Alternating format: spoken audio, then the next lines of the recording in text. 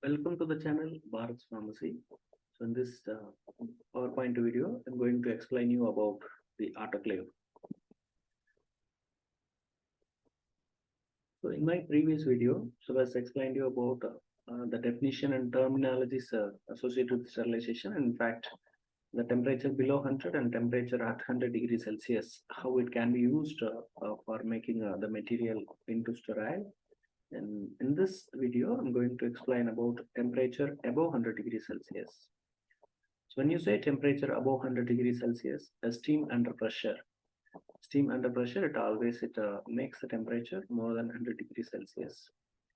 So there are several types of steam sterilizers that are available with autoclave, and even types of autoclave, various types of autoclave is available for different purpose of use. So in this video, I'm going to explain about sterilization definition and the various types of sterilization autoclave. And here the types of autoclaves, principle, procedure, how it should be, the material it should be packaged within the container, and how it should be loaded into the autoclave. And even after sterilization, how the materials it should be unloaded from the autoclave, advantages, disadvantages, and various limitations and uses of autoclave. And finally, the validation methods. So whether autoclave is really working or not working. So autoclave, this is an apparatus for sterilizing objects by the use of steam under pressure. The steam under pressure, we can make the temperature more than 100 degrees Celsius. It was developed by the scientist Charles Chamberlain in the year 1884. Autoclave, the term is derived from two different words. A Greek meaning of auto, it means self, and the Latin meaning of clavis, it means a key. It meaning a self-locking device. So typical autoclave, which is containing the pressure gauge, portable autoclave, which is used in the regular laboratory purpose. It's also containing the pressure regulating device and the safety valve. The pressure regulating device, you can increase or decrease the pressure. So how much pressure you are increasing and that much pressure, that much temperature you can achieve. So both pressure and temperature is directly proportional. And the safety valve is maintained to maintain a particular temperature which is regulated by the pressure regulating device, and other materials like the handle and steam release valve and vacuum release valve. And initially, this autoclave was made with gunmetal in the year 1884, which is made by Charles Chamberlain. But nowadays, it is available as double jacketed stainless steel material. And there are two types of autoclave. One is a horizontal autoclave where the material can be loaded by using this wire mesh. So why we are taking this wire mesh, and since it doesn't have any restriction of entry of steam into the packed material. So in all angles of the material which is kept in the basket of this wire mesh, the steam it is surrounded by the material so that the sterilization will be very effective. And mainly this horizontal autoclave, it is used for large scale sterilization purpose. And one more, it is vertical autoclave. It is used for a small scale purpose. Most of the laboratories, the institute, we are using this laboratory autoclave as a vertical type. This is a complete picture where we have pressure gauge what is there and inside the autoclave. So we have release valve and safety release valve and pressure gauge and cover lid, and this screw devices after packing it, it should be tightly screwed it. And so stainless steel body metal which is made with nowadays, and you have a double jacketed material for the safety precaution, and inside there is a one more bucket where we'll be keeping our material and stand and the heating electrode. So here the water reservoir is there, and so that when you connect it with the current and the heating elements, it makes the steam it is produced, and this steam it is passed through this container and it makes the material into sterile. But nowadays, the modern day autoclave, we have a separate provision for the steam connector, so that directly the steam it will be enter into the autoclave. So that depends on the type of autoclave. There are many variations are possible. This is a typical example for a vertical autoclave. The steam under pressure that provides the temperature above those obtainable by boiling. See, whatever the period of time, the prolonged boiling, and there is no pressure, so then we cannot achieve more than 100 degrees Celsius. But a steam under pressure, so we can achieve at the temperature what we expected. So how much pressure you are increasing lb per inch square?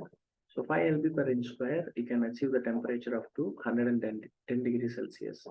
So here we can do sterilization by keeping or exposing the material more than 30 minutes. And when the pressure is increases of 10 lb pressure, so the temperature what we are achieving, we are able to achieve up to 115 degrees Celsius. And here when you do 30, the time in minutes, when you do sterilization of 30 minutes, so you can make the material into sterile. But now ideally, the autoclaves, either in the laboratory or in the industry, we are using a 15 lb pressure, and where we are able to achieve the temperature 121 degrees Celsius, and the time duration is only 15 minutes. And today's autoclaves, it's made with, it can withstand any pressure. So even at the higher pressure of steam pressure up to 32 lb pressure, it can withstand. So when there is a pressure is increases, the temperature also we can increase. For example, in 32 lb pressure, we can achieve the temperature of 134 degrees Celsius. So here the duration of time it's only 3 minutes. But higher the pressure when you go during the safety aspect, the safety precaution, we make autoclave to withstand higher pressure, but we'll use the optimum pressure. So that is why autoclave, even though it is able to use up to 32 lb pressure, we can use. But ideally, the autoclaves are in the laboratory, we are using only a 15 lb pressure at 121 degrees Celsius, where very much we are able to achieve the sterilization at 10 to 12 minutes. So the 3 minutes additionally we are keeping, that is called as the margin of safety. So even at the time in minutes, it is mentioned 30, 15, 10, and 3.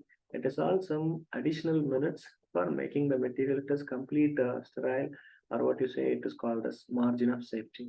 But ideally, today we are using the temperature of 121 degrees Celsius at 15 lb pressure in the duration of 15 minutes to make the media or the material. Either it may be for the purpose of decontamination or for the purpose of sterilization. And this apparatus, it's made with a double jacketed steam chamber for the purpose of safety. And with the devices, it's permit the chamber to be filled with saturated steam. And it is maintained at a designated temperature and pressure for any period of time, depend upon our own aim or purpose. And the pressure gauge and the steam escape or safety valve is essential for the safety of this autoclave of functioning. This autoclave is having 4 basic parts: water intake, chamber, control panel, and machinery. Water intake, and autoclave needs water to make the steam for sterilization. A smaller models, as I show you in the previous image, a vertical autoclave is having a small reservoir which is connected with lids, and when you connect it with the electricity, the lids it will hot and the water boils and the steam it will be produced. Now the large standing models, it is having a separate water intake and hook up or hose, and that is directly connected with the pipeline, where it may be water or the steam it can be passed through this pipeline. Chamber, this chamber is the space where the user places the items to be sterilized or for the purpose of decontamination. It's not only used for sterilization, and most of the hospitals, people they are using it for the biohazard material to make decontaminated or to make non-infectious, to convert into non-infectious material. And the wire racks in the chamber holds various items that also allows the steam penetration from all angles. They show in the previous slide in the horizontal autoclave, the material generally it is loaded into the wire racks so that from all the angles the steam it can enter into the material so that the sterilization efficiency it is more. Control panel, it allows the user to customize the autoclaving procedure or the process. So by maintaining a particular pressure, so that you can increase or decrease in the temperature, so that you can decide what is the time duration you need to expose the material to make a complete sterilization. The heat, pressure, and the time, it will vary depend upon the type of material which we are using it. And so that is the need we need to have a control panel. So that is why pressure regulating device, a pressure gauge, and safety valve. These 3 are the major and principal are part of the autoclave. Machinery. Autoclaves have an air pump system that remove the oxygen in the chamber and creates the vacuum. which is filled with pressurized steam. But the autoclave which doesn't have any air pump system to remove the oxygen, because the presence of air within the autoclave chamber, the sterilization efficiency will get reduced. So when the autoclave doesn't have the air pump system, so you can do a process and you don't close the valve until you're finding the steam on the valve and the nozzle. The steam from the nozzle, it indicates that the air, what is the oxygen is present within the autoclave is completely evacuated and vacuum is created. That's why if the air is present, that can be removed through air pump system or the oxygen presence, or else you heat it until you're finding the getting the steam from the nozzle. So the steam from the nozzle, it indicates that the air what is present autoclave is completely evacuated. So even on the normal pressure cooker and the regular use in the kitchens, so we'll be using the whistle or the weight only when we are getting the steam from the nozzle. So that indicates that the air what it is present inside the pressure cooker is completely evacuated. And the water becomes heated either via heating element inside the water reservoir or maybe a heat generating mechanism. And later, this steam is completely surrounds within the reservoir. The steam under pressure is hotter than the boiling water. So what we are able to achieve in the boiling water is only 100 degrees Celsius, whereas the steam under pressure, it produces the temperature more than 100 degrees Celsius. So the pressure what we are maintaining and that much temperature we can achieve. So pressure and temperature is directly proportional. And steam from the boiling water is released through the jacket into the autoclave chamber and outlets are closed. So this indicates that the complete air what is present in the autoclave is eliminated or is evacuated. And the hot saturated steam continues to enter until the chamber it reaches, let us say, temperature of 121 degrees Celsius or 15 pounds of pressure. And this temperature, the saturated steam, it destroys all vegetative cells and including the endospores within 10 to 12 minutes. Vegetative cells as well as the endospores. And the treatment is continued at least for the period of 15 minutes to provide the margin of safety. Even though it was getting killed, including vegetative cells and spores, in 10 to 12 minutes, but for the margin of safety, additionally, we are keeping 2 to 3 minutes in every pressure and temperature what we mentioned in the previous slide of the table, which is containing a particular temperature and pressure. So procedure, packaging and loading. So don't overload our the packages. It should not too much onto the autoclave. Sometimes it may not have perfect or efficient sterilization, and leave sufficient room for steam circulation around the material which you have packed. If necessary, place the container on its side to side instead of piling up onto the container, so that the maximum steam penetration it is possible onto the material which is loaded into the autoclave. And if any biohazard materials if you are using, and that it should not touches the interior wall, because the radiation heat or the interior wall at quite high temperature that it chars or damages the pack.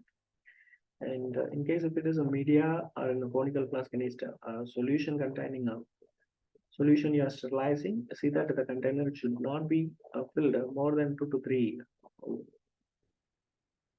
2/3 of your volume. If 2/3 of volume if you fill during the steam under pressure, the solution it is going for superheating. By the time the overflowing of the solution it will come out from the container. That is why the container should be filled not more than 2/3 of your volume. So even at higher temperature, even the boiling or superheated solution, the overflowing from the container, it won't happen. So this is what a typical autoclave, and the material it should be kept, and so that to see that the steam it should be completely surrounded on the conical flask or the material which you are keeping, and the material it should not touch the side of the wall, and the solution what you fill it should be only not more than 2/3 of volume. So if more than 2/3 of the volume, if it is filled in the conical flask, a full conical flask, if it is filled at the temperature when you achieve 121 degrees Celsius, the boiling of solution, even it removes the cap and the solution it overflows. And we cannot find if you pour 10 ml or you are pouring a 500 ml container, 500 ml conical flask, you could find only 10 ml or 15 ml. You can see it in the conical flask. So that's why not more than 2/3 of volume I mean, should be less than 2/3 of volume should be filled in the conical flask, so that the solution and the efficient sterilization that we can achieve. Choose appropriate cycle depend upon the material, and the wrong selection of the cycle, it may damages the autoclave as well as inefficient sterilization. And check chamber pressure and gauge for minimum pressure of 15 pounds per square inch, and the temperature of 121 degrees Celsius for every load. And close and lock the door, and don't attempt the open the door while autoclave is operating, since inside the pressure it is more than that the atmospheric pressure, so it causes accident. So even unloading, ensure the cycle is completed and both temperature and pressure have returned to the atmospheric pressure. So minimum I need to wait for 10 to 10 minutes. And whenever you're opening the autoclave, wear PPE, what we call it as personal protective equipment, like apron and face shield, and stand back from the autoclave door as a precaution and carefully open the door, just not more than 1 inch, so that the residual steam let it get entered and allow the pressure within the liquids and the containers as well as the autoclave. Let it get equalized with the atmospheric pressure, and allow the autoclave load to stand for 10 minutes in the chamber itself for the steam clearance, and trapped air within the container let it escape from the hot liquids to reduce the risk. And don't agitate the container, because the solution what is there in the container, it will be around 100 degrees Celsius. The superheated liquid it will overflow, and allow the autoclaved materials to cool to room temperature before you are transporting either to the laminar airflow unit or for the inoculation purpose, or to even to be discarded into the biohazard material. And place cooled autoclaved biohazard bag into the regulated the medical waste box in case if it is a decontamination procedure. And if it is any infectious liquids, it may be disposed into the sanitary sewer, which is specifically for the used for that particular purpose. So autoclave is not only used for sterilizing the material or to produce sterile product, it is also used as a decontamination procedure as well as to remove the biohazard material into before you are treated before you are sending it for a treatment. So advantages. Rapid heating, because of their great penetrating power of the steam under pressure, the microorganisms are destroyed more efficiently than dry heat, and therefore a short exposure is enough in the case of moist heat sterilization, whereas the same we are achieving in the dry heat sterilization of around 190 degrees Celsius or 160 degrees Celsius for 2 hours. The steam under pressure, it's having great penetration power, and that's a major advantage with the moist heat sterilization. The method is suitable even for the large load. The method is applicable for a wide variety of materials, and moisture in abundance, which facilitates the coagulation of the protein. So that is the major principle behind the sterilization procedure or decontamination procedure. Here, the sterilization is verifiable. Even though there are so many advantages, there are few disadvantages are also there. Time as well as it's energy consuming. Thermolabile, the material is a heat sensitive material. We cannot do sterilization by using autoclave, and even some surgical or operation room theater supplies that we cannot do it with autoclave, because the sharpness is getting reduced and the materials has become blunt. It may corrode or cause some rusting of some of the instruments. Sterilization is ineffective if there is a heavy load or too much packed or overcrowded material, and it is not suitable for powders and oils because of the moisture sensitive material. At lower temperature, sterilization time, it is prolonged. So as we discussed, the temperature and pressure, it is directly proportional. And when the pressure is less and the temperature is also less, so the time duration is also, it is we need to keep it more time. So it's also having some limitation. Insufficient air discharge result in incomplete sterilization. So that is why during the process, you have to wait until the steam is coming from the valve that it indicates that the air is completely discharged from the autoclave. So nowadays we have autoclave which is having the air pump system to remove the residual oxygen, and it cannot be used for heat sensitive particles or what we call it as thermolabile pharmaceuticals. And there is no facility for drying the load after sterilization, like powders. Those things we cannot do it because of this facility we don't have for drying the material. and uses sterilizing the instruments, utensils, and treatment trays, medias, and other liquids. Finally, so whenever you do a procedure, validation of autoclave, it is very important. So validation method of any sterilization instrument generally falls into three categories: a physical method, chemical method, and biological method. And physical method, by using any instrument, we are measuring the temperature. That's called under instrumental method. So chemical method, by using any chemicals or materials is sensitive with the heat. And based on the chemical nature changes, we are identifying we are validating the autoclave. But in the microbiology, biological method is more significant by using a specific biological spores and uh, and its killing ability. Through killing ability of the spores, we are able to identify the autoclave validation. So one instrument which is used in the physical validation method were thermocouple. So the probes which is directly connected into the autoclave, and these probes are exposed into the place where we are expecting the least possible temperature. So this instrument directly displays what is the temperature we are achieved inside the autoclave. Very widely used material is the thermocouples or thermistor. This is one method under physical validation. In chemical indicator, so very widely used indicators are the tape indicator. So this tape indicator, it is containing some markings as well as some chemical. So initially the material, it will be the words, it is called sterile or autoclave. Initially the material, it will be sterile.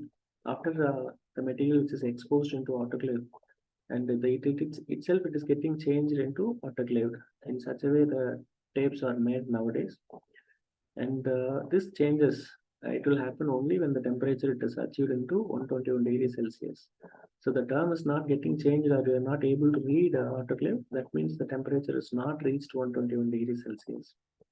So these tape indicators are typically placed on the exterior of the waste load. So this tape can be sticked onto the biohazard material and it can be exposed into autoclave. And after autoclaving procedure, if you take and see if the material on the bag, if you are not able to find autoclave, that means the temperature is not reached 121 degree Celsius. And if the temperature sensitive tape does not indicate that the temperature of at least 121 degrees Celsius, it was reached during the sterilization process, the load is not considered as decontaminated. So again, you have to go for a decontamination procedure. And nowadays, tape indicators are available for all the temperature. And this is one typical example. Initially, it will be one color, and later stages, it will be changed into some other color. Or even here, you can make it as initially the wordings you can use like sterile, and after sterilization, it will get converted into autoclave. And some chemicals we are using in particular benzoic acid, because we are regular sterilization procedure we are achieving at 121 degrees Celsius. So benzoic acid's melting point is 121 degrees Celsius. We take benzoic acid and find out the melting point. If benzoic acid is melted, then we can say yes, the temperature of 121 degrees Celsius is achieved. For other temperature, even we can use sulfur 115 degrees Celsius, for acetyl for the temperature of 116 degrees Celsius, and succinic nitrate for the temperature of 120 degrees Celsius. Based on the melting point of this chemical, we can confirm whether the temperature is achieved or not. Finally, the biological indicator. This is what is very significant in terms of microbiology. So here what we are using is a Bacillus stereothermophilus, and it's an organism and it's a spore. It is getting inactivated only when the temperature reaches 121 degrees Celsius at 12 minutes. So you take the Bacillus stereothermophilus spores and then you expose into autoclave. And after exposing to an autoclave, you keep it in the ideal condition in the medium. If there is any turbidity you are finding, and that means the temperature is not reached 121 degree Celsius. That is what the confirmation by using the biological indicator of Bacillus stereothermophilus, which is getting killed at 121 degrees Celsius at 12 minutes exposure. So if the autoclave indicator exhibits a growth, so the validation aspect, and we need to have a service autoclave. And even after our servicing, the autoclave it should be periodically validated either through physical, chemical, or biological method before the batch of the product is exposed or to be released into the market. Thank you. Subscribe this channel for more updates on the topic sterilization. In my next video, I'm going to explain about dry heat sterilization.